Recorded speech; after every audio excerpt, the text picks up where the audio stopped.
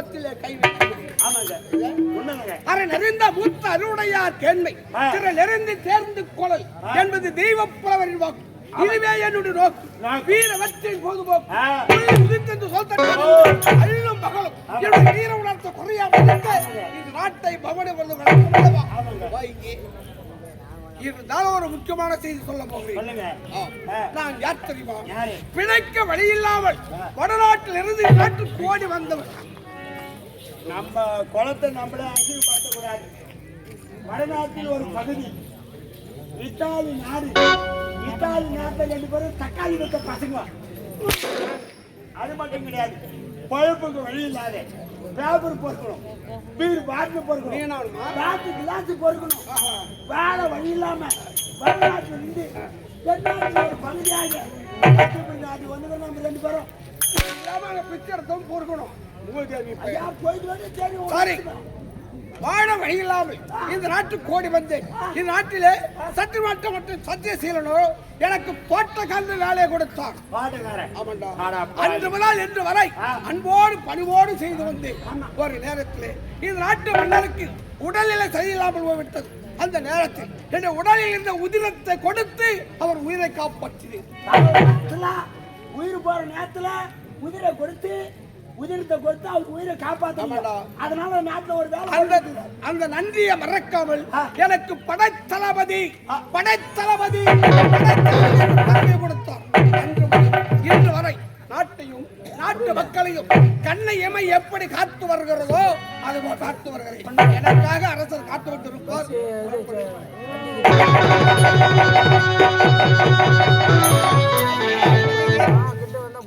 எனக்கு வர வேண்டும் சொன்னமே, இன்னும் இதுவரையில் காணவில்லையே.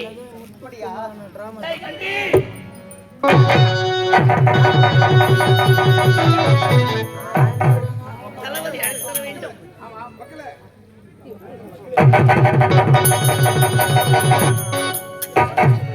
வாழ்க வாழ்க தளபதி வாழ்க. செந்தமிழ் தலைவா போரென்றால் போதும்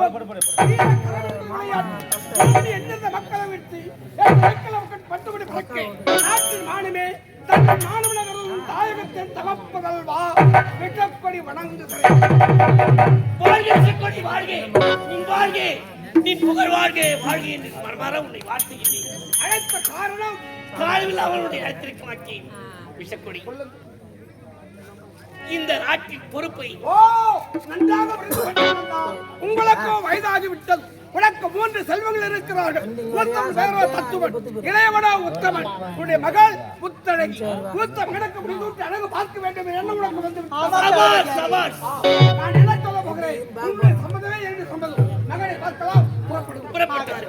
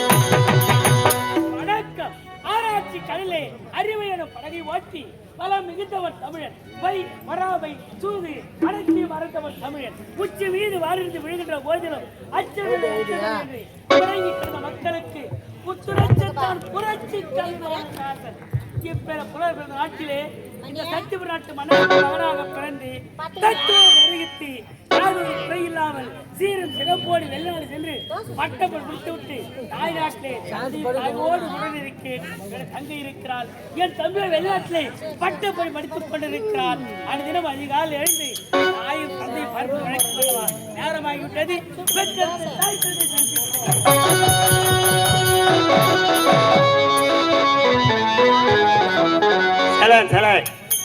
அன்பார்ந்த பெரியவர்களே, தாய்மார்களே, சகோதர சகோதரிகளே, நாடக கலா ரசிகர்களே, அன்பர்களே, நண்பர்களே, உங்கள் அனைவருக்கும் ஒரு அன்பான வேண்டுகோள். கள்ளிக்கழகு மாணிக்கம், நெல்லிக்கழகு திருசம்பா, நீருக்கழகு பன்னீர், பூவுக்கழகு செண்பகப்பூ, கிராமத்திற்கு கழகு விழா நல்லூர் கிராமம் மற்றும் கிராமம், கிராமஸ்தலம், கர்ணம், கர்ணகம், மணியம், பரிதனம், அசேஷம், நாட்டாண்மை, மேட்டுக்குடி, ஊராட்சி மன்ற தலைவர், உபத்தலைவர், மாவட்ட கவுன்சிலர், ஒன்றிய கவுன்சிலர், கிராம பொதுமக்கள், மகளிர் அணி, இளைஞர் அணி, சின்ன சீராளர்கள், விழா குழுவினர்கள், கிராம பொதுமக்கள் அனைவரும் ஒன்றாக திரண்டு இங்கே தனம் பெறலாம், தானியம் பெறலாம், குணம் பெறலாம், குபேர சம்பத்தம் பெறலாம்.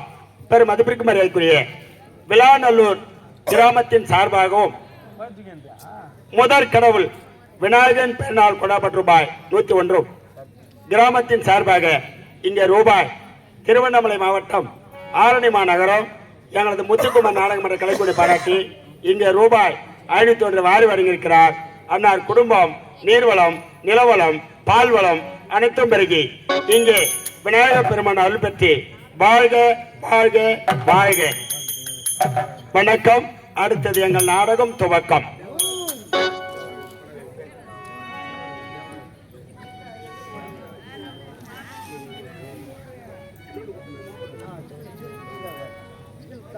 பெரும் மதிப்பிற்கு மரியாதைக்குரிய டிவி விஜய் ரசிகர் பொருளாளருமான தேவராஜ் ஐயா அவர்கள் இங்கே எங்கள் முத்துக்குமார் நாடகமத்தில் தப்பட்டை வாசிக்கும் அன்பர்களை பாராட்டி இங்கே 200, அதேபோல் திருவண்ணாமலை மாவட்டம் ஆரணிமா நகரம் எங்களது முத்துக்குமார் நாடகமன்ற கலைக்குழுவை பாராட்டி இங்கே ரூபாய் 500 வாரி வழங்கியிருக்கிறார். அன்னார் குடும்பமும் நீர்வளம், நிலவளம், பால்வளம் அனைத்தும் பெருகி அம்மன் அருள் பெற்று வாழ்க வாழ்க என கிராம பொதுமக்கள் சார்பாகவும் எங்களது முத்துக்குமார் கலைக்குழு சார்பாக மனமார்ந்த நன்றி வணக்கம்.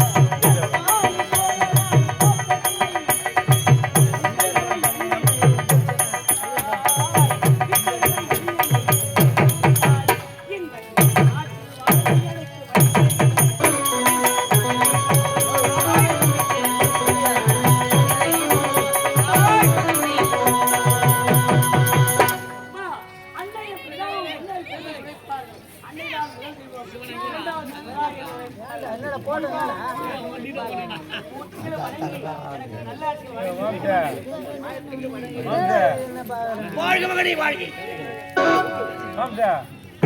தளபதியாரே, இளவரசே, வாழ்க வணக்கம் வணக்கம் வணக்கம். இளவரசே, நீங்கள் ஒரு காவியம் அன்போவையும் அறிவாளையும் எதையும் தாங்கும் இதையும் பண்பின் உலகம் கூத்துகளும் கடமை கோட்டும் கவின்மிகு கண்ணிய கோட்டும் காலத்தாத கட்டுப்பாடு நீரோட்டும் என்பதை எடுத்து காட்டவே என்னுடைய பிரகாசமாக இருக்க வேண்டும் என்று மனமாற வாழ்த்துகிறேன்.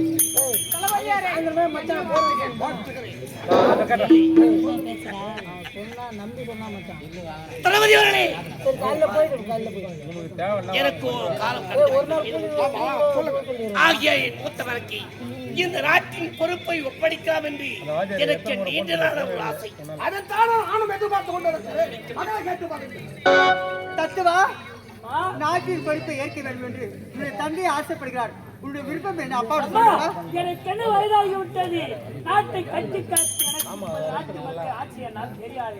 நான் ஒரு சீனியர் வயது படித்துவிட்டு தாய்நாடு வந்திருக்கிறேன். அரசியலை பற்றி எனக்கு தெரியாது. தந்தை இருக்கிறார். அந்த அரசியல் இளவரசே, அப்படியெல்லாம் பேசவே தந்தை சொல் மிக்க மந்திரமில்லை, தாயோ சிறந்த கோவிலும் இல்லை என்ற வாசகத்தை நன்றாக உணர்ந்த நீங்கள் இப்படி பேசுவதா?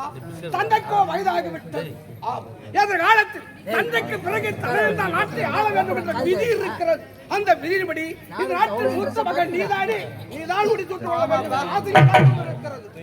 தந்தை வார்த்தைக்கு மறுவார்த்தை உரைக்க கூடாது என்று தளபதியார் உரைத்து விட்டார். தந்தை வார்த்தைக்கு மறுவார்த்தை என்பதே கிடையாது. விருப்பம் போல் நீங்கள் பூர்த்தி செய்யலாம். அமரி தத்துவா.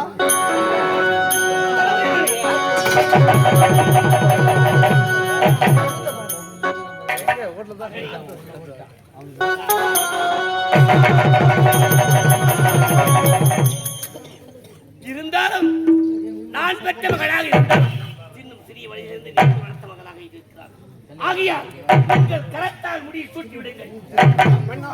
வந்து வந்து நான் எங்கோ இருந்து தளபதியாரே இருக்கட்டுமே. நானும் நான் கணவரும் என்னுடைய பிள்ளை போல தான் நினைத்து அரண்மனையில் வாழ்ந்துக்கிறேன். அதனால எங்கள் ஆசிரியர் வெற்றி வைக்க வேண்டும். ஒரே வார்த்தை பெற்றது நீங்களாக இருந்தாலும் இது வரையிலும் கண்ணைமை எப்படி காத்து வருவதோ அதேபோல் உங்களுடைய முன்னாடி வளர்த்தது சொல்ல முடியும். அதனால் என் கலாச்சாரம் பிடித்துவிட்டு அழகு பார்க்க வேண்டும் என்று ஆசைப்படுகிறான். அதுதான் என்னுடைய ஆசை. அன்புள்ளம் கொண்ட சற்று நாட்டின் குடிமக்களே, இன்றைய தினம் திரளான மக்களின் கூட்டத்தை கண்டு என் மனம் பூரிப்படுகிறது. என்ன இருந்தாலும் தந்தைக்கு பிறகு தன்னை நாட்டை ஆள வேண்டும் என்ற விதிப்படி இந்த நாட்டின் இளவரசருக்கு என்னுடைய கரத்தால் நானே முடிசூட்டுகிறேன்.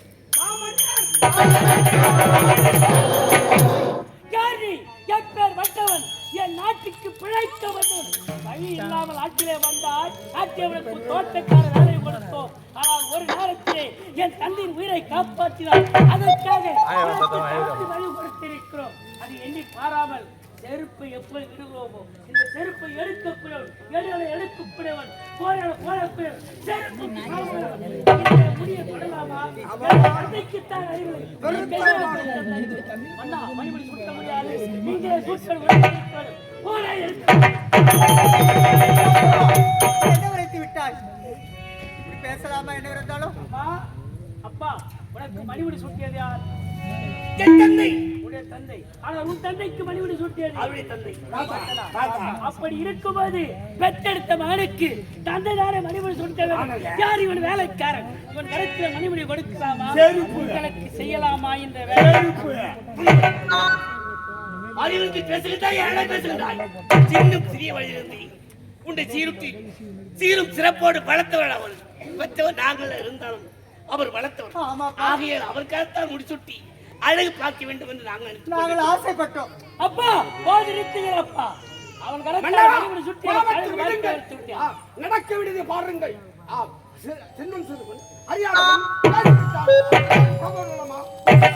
வரப்போம் மன்னிப்போம் என்பதுதான் மனிதனுடைய கடமை. சரி, எடுத்துக்கொண்டு வா. நாட்டு மக்களே, எனக்கு பிறகு என்னுடைய மகன் மூத்தவர் நாட்டின் பொறுப்பை ஏற்றி ஆசன போகின்றான். எந்த குறை இல்லாமல் அவனை உடனிருந்து பாதுகாத்து வாருங்கள்.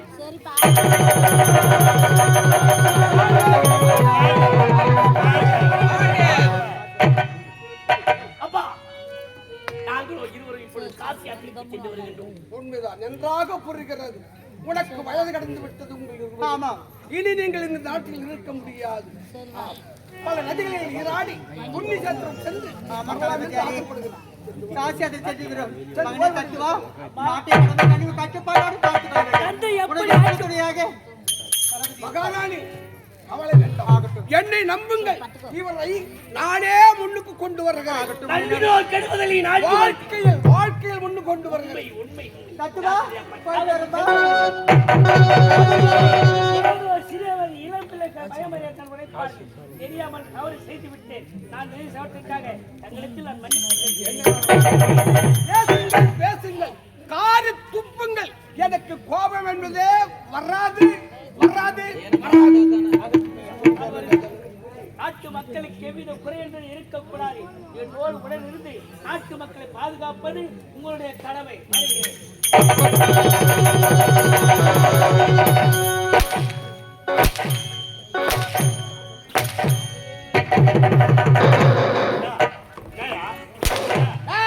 கேவலம் ஒரு நாட்டு இளவரசன் உன்னை பார்த்து விட்டை கால் செருப்பு எடுக்கக்கூடியவன் வாடானா வரணும், போடானா போகணும், எடானா இடணும், புடுறானா பிடிக்கணும், அந்த மாதிரி சொல்லிட்டு போறான்.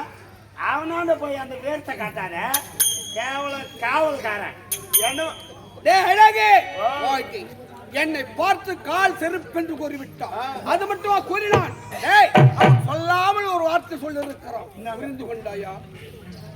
50 காசுக்கு குங்குமம் வாங்கினால் நெற்றிலே திலகமாக இடலாம், நெற்றிலே வைக்கலாம். 500 ரூபாய்க்கு செருப்பு வாங்கினால் வீட்டுக்கு வாய்ப்படியிலே விட வேண்டும். என்னை பார்த்து கால் செருப்பு என்று கூறிவிட்டான் அல்லவா? இந்த செருப்பின் சிறப்பை போக போக சொல்லிக் கொண்டே போகிறேன். புறப்பட்டு வா.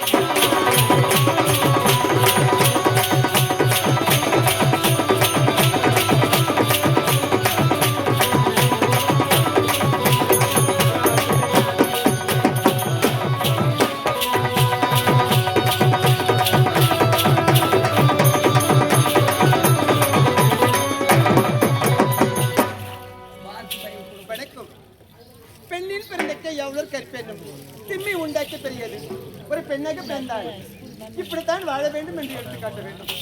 நானும் இந்நாட்டு மன்னருக்கு மகளாக பிறந்து முத்தழகு என்று பெயர் பற்றி சீரும் சிறப்புடன் வாழ்ந்து வருகிறேன். ஆனால் எனக்கோ 2 அண்ணன்கள்.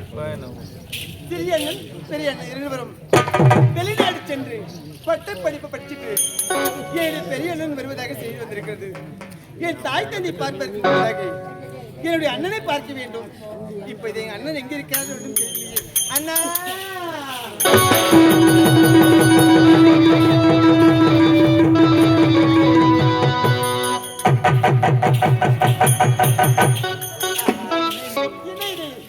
என் அண்ணன் வந்து கொண்டே இருக்கிறாரு. என் அண்ணன் வருகிறாரு. அதற்காக ஆடி பாடிக்கொண்டே போகிறேன்.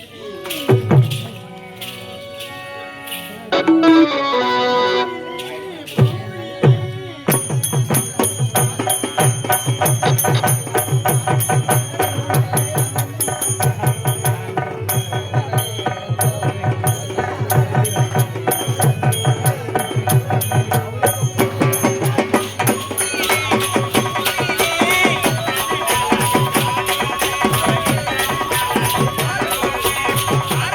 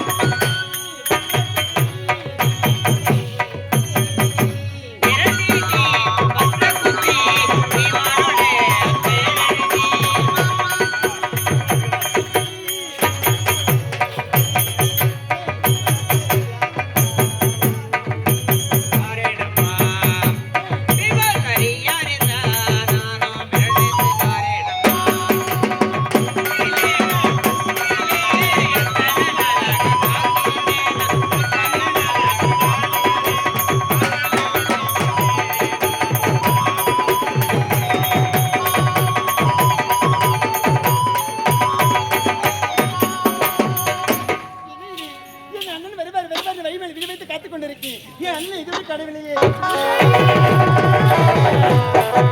பூமழை தூவி